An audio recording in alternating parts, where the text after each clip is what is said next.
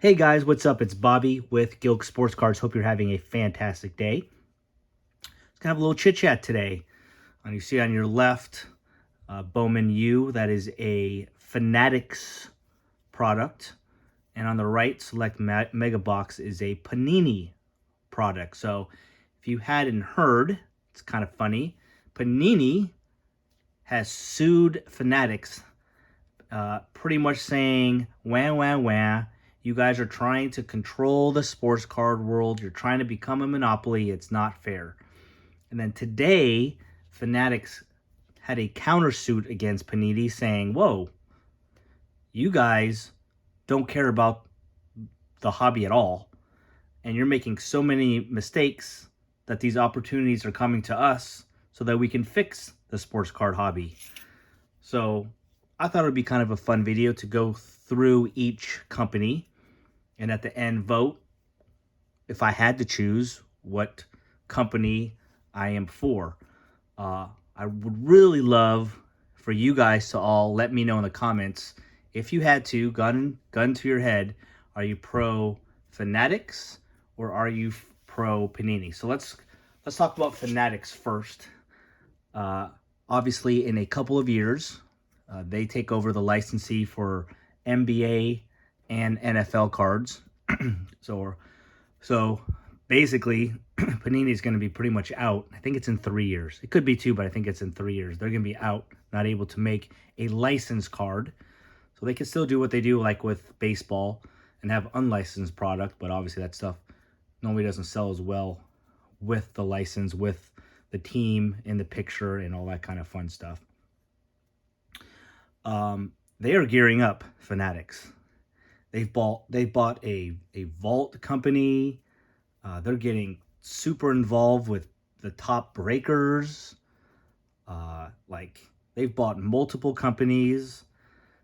In a sense, I kind of understand what Panini is saying. It kind of seems like it's becoming a monopoly a little bit. They're trying to own a little piece of everything. And my guess is before they actually get those licenses for football and basketball in 2 or 3 years, I think they will have a grading company. Maybe SGC, that's the one that makes sense to me. PSA is too big. CGC, I think they're privately owned or publicly. I forget which one it is, but they're a huge company. I don't think they'll sell.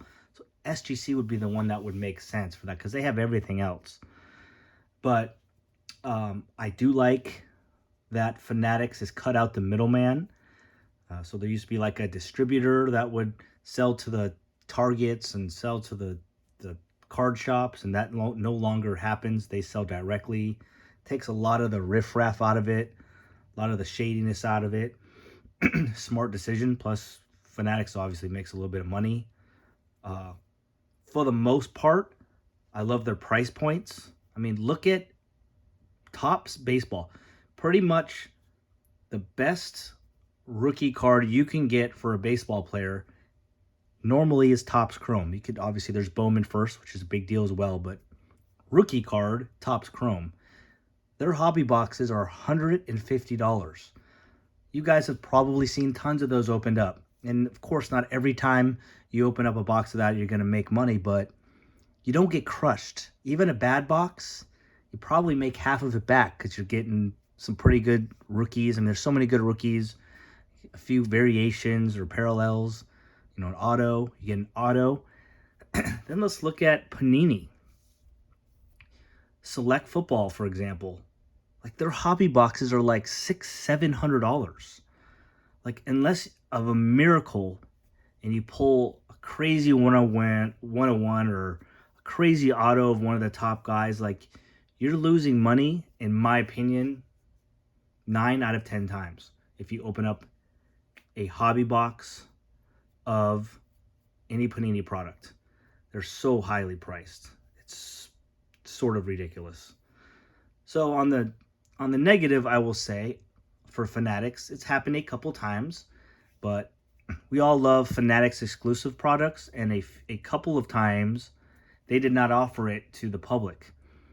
Basically, their sales group just called their, I don't know if it's their top customers or, you know, they have their reps that have certain guys and gals, and in my opinion, it's mostly, honestly, breakers and flippers. Because I buy a ton of products from Fanatics, and I have a rep, but he's literally never called me. He like I call him sometimes, like, hey, is there anything going on? He doesn't return my calls or texts. Like, I guess I'm not important enough. But I was given a rep. He never calls me. So anyway, in a couple of really cool products, Fanatics exclusive, it was never offered to the public. They just shipped it all to their breakers and to some of their flippers, and I guess you can say maybe the best customers or whatnot. And that was the end of it. It sucked that I didn't get opportunity. It sucked that we didn't get an opportunity to buy some of that product.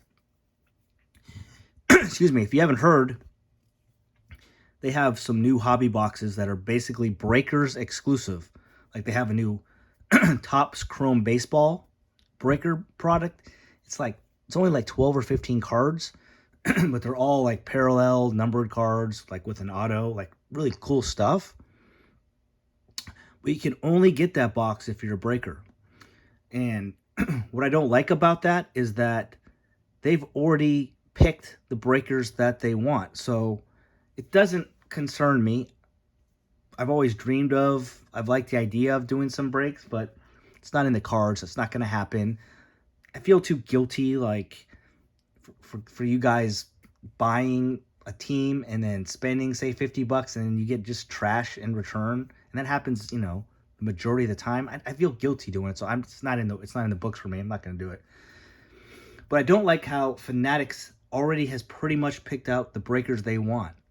So let's say I did want to be a breaker, and I started a YouTube or whatnot, or whatever channels you do to break cards. Like, I can't get that product because I'm not part of their group. I don't think that's fair. Unless there's an opportunity for anybody who legitimately breaks to get those boxes, I don't think that's fair that they're just cornering whoever they want to be breakers. So it doesn't hurt me. It probably doesn't hurt you because the majority of us don't do breaks. But I just think that's kind of uncool.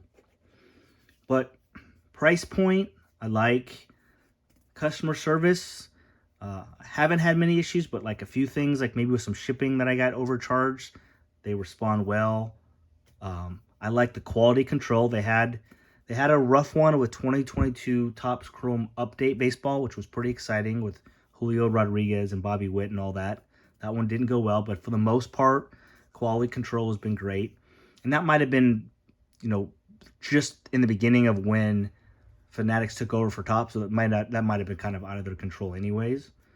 And I love the price points. I mean, this Bowman U, like Victor Wembanyama, as you guys know, was like one of the hottest guys in there. It's 100, even though they obviously rushed his cards and only have a few short prints in there. But there's autographs. There's, he is in there in a short print. It was $150 for that box. Like if that was Panini, that box would be like $600-$700 because you have the chance to get Victor. Anyway, we'll talk about that shortly. But I like the price points. I like their quality control. I like their customer service. They definitely are taking over. But I am more excited about it. I'm excited about it. I'm sure, just like any company, any big company, I'm sure there's going to be some things they do that is irritating. But they're doing some creative stuff in baseball with cards, like when someone steals a base and it's like a record, they take part of the base and put in cards. They're doing fun stuff. So I like Fanatics. I think it's gonna be more good than bad. So Panini, let's get into Panini. Well, Panini, we already talked about price points. It's brutal, their price points. It's ruining the hobby. Like, mega boxes are getting all the way up to $60 now. Like, as you guys know, should be $40. Blasters are $30, $35 for blasters at Walmart's and whatnot, or on their website. On Panini's website, the blasters are $40. It's crazy. Price points, not good. The quality cards inside, not good. There used to be autographs in mega boxes. It's almost impossible to get an autograph now. That's not cool.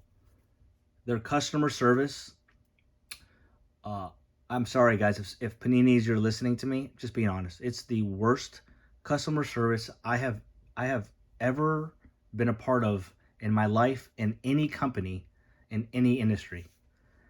I That's where we get into redemptions, guys.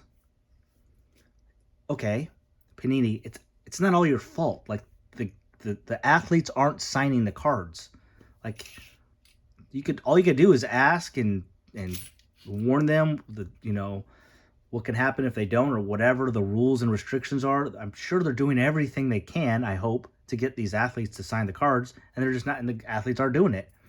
So it's that part of it's out of your control. But guys and gals, I am not exaggerating.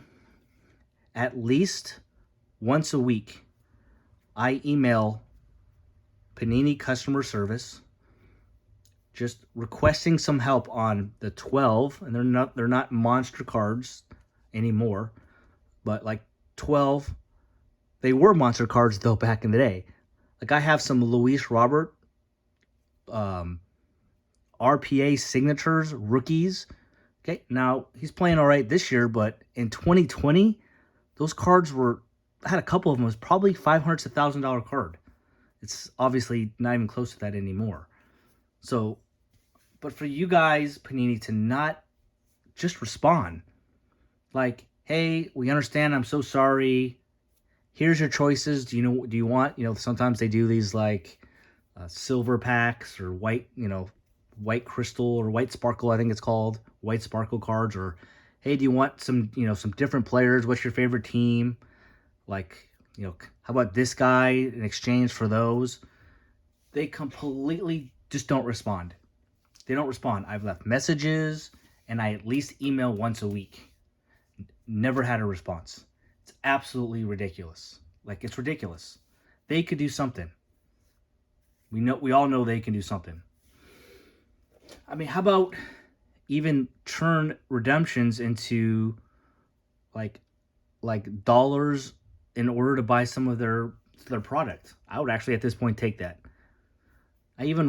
My son Ethan pulled a silver Justin Fields rookie card, and it was like you could like slice it open, like it was completely damaged.